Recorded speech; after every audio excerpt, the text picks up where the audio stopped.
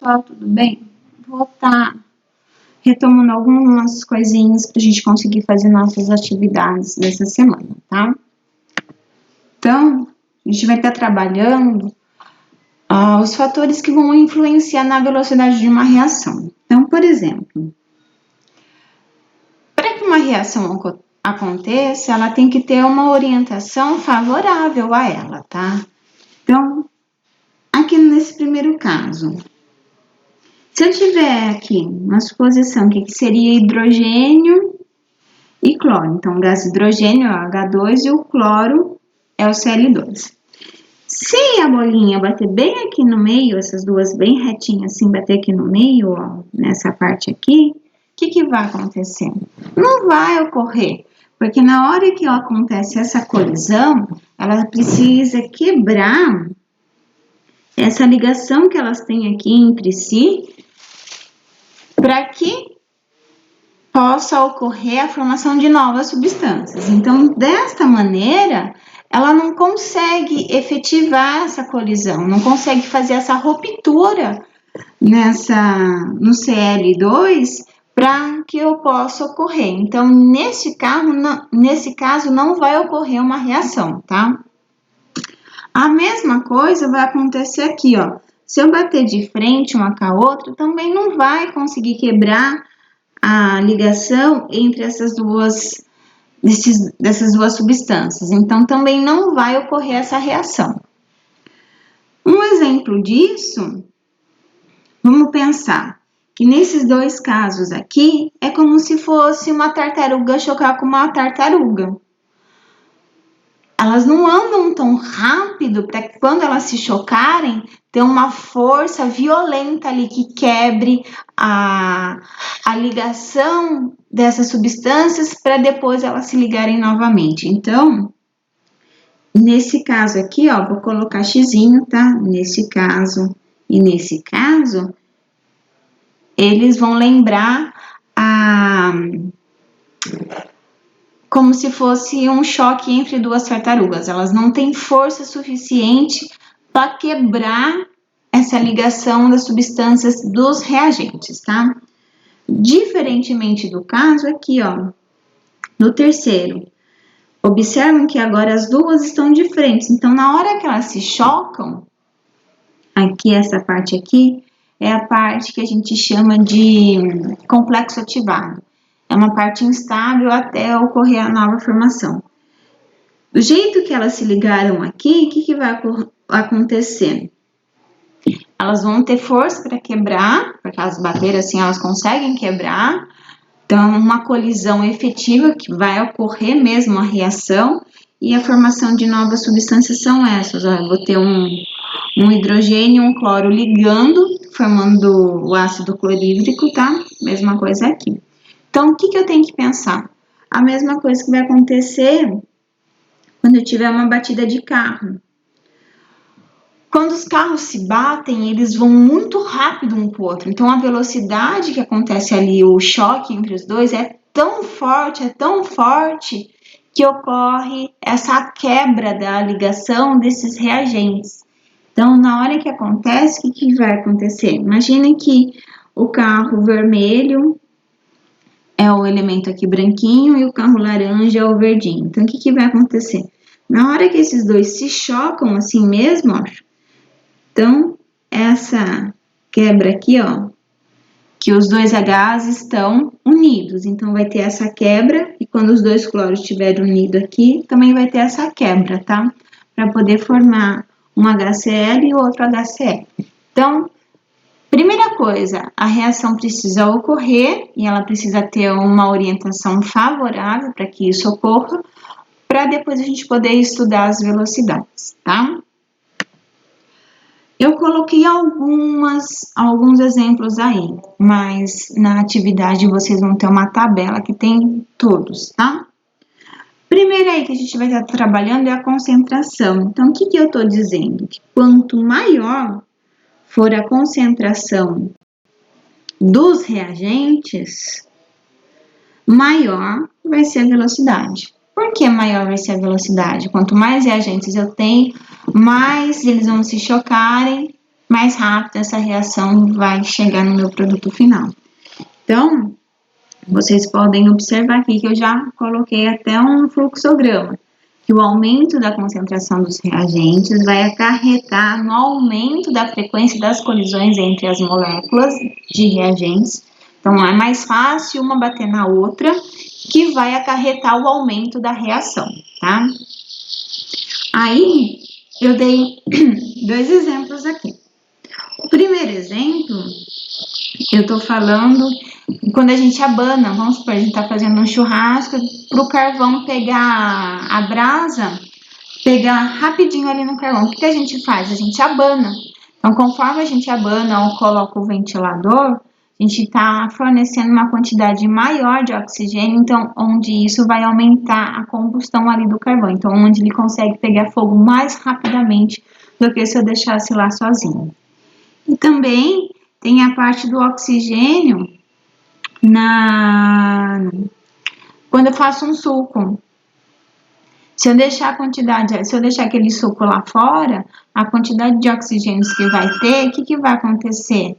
Ele vai estragar mais rapidamente se eu deixar ele fora. Então, eu vou levar a mesma coisa. Quanto maior a concentração, mais rápido isso vai ocorrer, beleza? Uma outra parte, eu vou ter a temperatura. Então, o que eu estou falando? Quanto maior a temperatura, maior vai ser a velocidade de reação. Então, o que eu estou querendo dizer com isso? Quando eu aumentar a minha temperatura, as minhas coisas vão ficar prontas mais rapidamente. Então, quanto maior a temperatura, maior vai ser a velocidade aí da reação.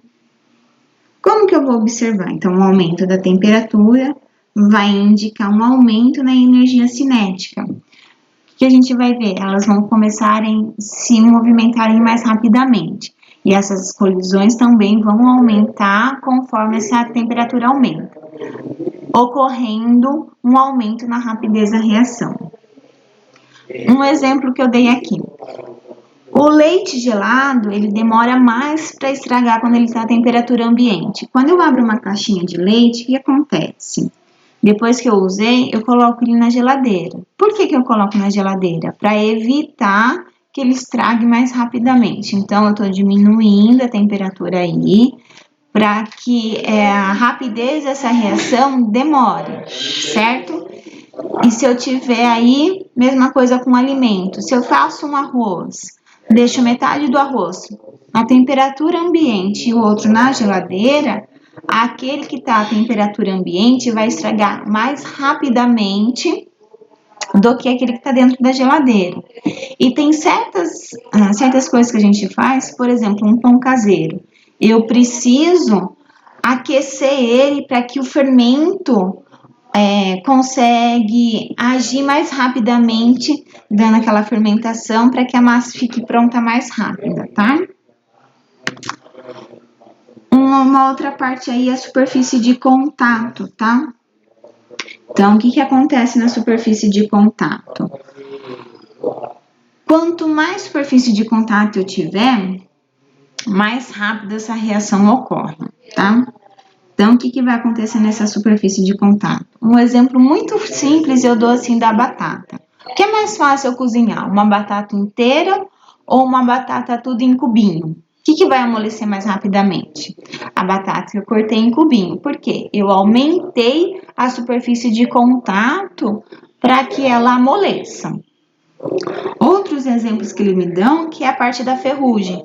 Quando eu faço uma pintura em cima de um ferro, de um portão, o que eu estou fazendo? Eu estou diminuindo a superfície de contato para que ela não enferruje rapidamente. Então, normalmente a gente pinta um portão para retardar essa ferrugem, não que ela não vá aparecer, ela aparece, mas ela demora mais.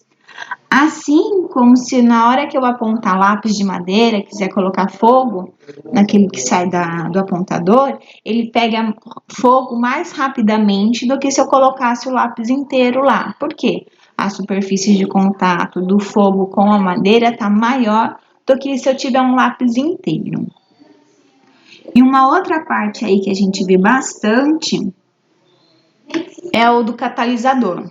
O que é o catalisador? O catalisador é uma substância que eu coloco dentro da minha reação, ela não interfere, ela não reage junto, mas ela vai aumentar para que essa reação aconteça mais rapidamente. O catalisador nada mais é que um atalho que a gente pega de um lugar para o outro, tá? Então, o que vai acontecer? O catalisador, ele vai atuar na diminuição da energia de ativação. O que acontece? Olha só, energia de ativação é esse pico aqui. Quanto menor ele for, mais rápido essa reação está ocorrendo, tá? Então, que vai aumentar a rapidez. Um exemplo, a água oxigenada. A água oxigenada, se eu deixar lá, ela vai perdendo todo aquele oxigênio a mais que ela tem nela para ficar só água. O que acontece? Eu posso colocar batata dentro, que ela vai borbulhar rápido. No exemplo que eu dei aqui, eu coloquei o óxido de manganês, também dá certo.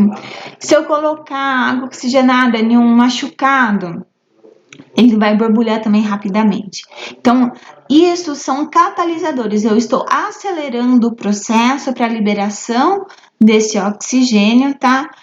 Para que essa reação aconteça mais rapidamente. Só que na parte da batata, ela não está sendo consumida pela água oxigenada, ela apenas está acelerando o processo de liberação do oxigênio, tá bom? Então, o catalisador, ele nunca vai estar ali na reação para ser consumido, ele só está ali presente para que ela realmente aconteça de forma mais rápida. E se eu quiser retardar essa reação, eu coloco inibidor, tá? Como o catalisador aumenta, o inibidor ele vai diminuir. Então, quais são os fatores que podem influenciar nessa velocidade dessas minhas reações? Então, eu tenho a natureza dos reagentes, se ele está sólido, se ele está líquido, várias coisas assim. Eu tenho luz, eletricidade, superfície de contato. Eu tenho concentração dos reagentes, eu tenho temperatura, pressão, catalisadores e inibidores. Tudo isso eu coloquei uma página aí que eu tenho descrito todos esses fatores que podem influenciar. Normalmente, na hora de fazer o estudo, nós sempre focamos em um. Mas em empresas, normalmente eles precisam focar em 2 ou 3 fatores para melhorar a produção de alguma coisa, tá? Um exemplo disso é na produção da amônia. Eu mexo muito com pressão e temperatura, para eu ter uma quantidade aí de produção de amônia no máximo possível, tá?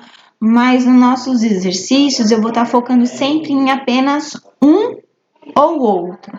Mas a gente não pode esquecer que se eu juntar 2 aí, o negócio pode melhorar, tá? Agora eu vou fazer um outro vídeo gravando a explicação de cada exercício, tá bom?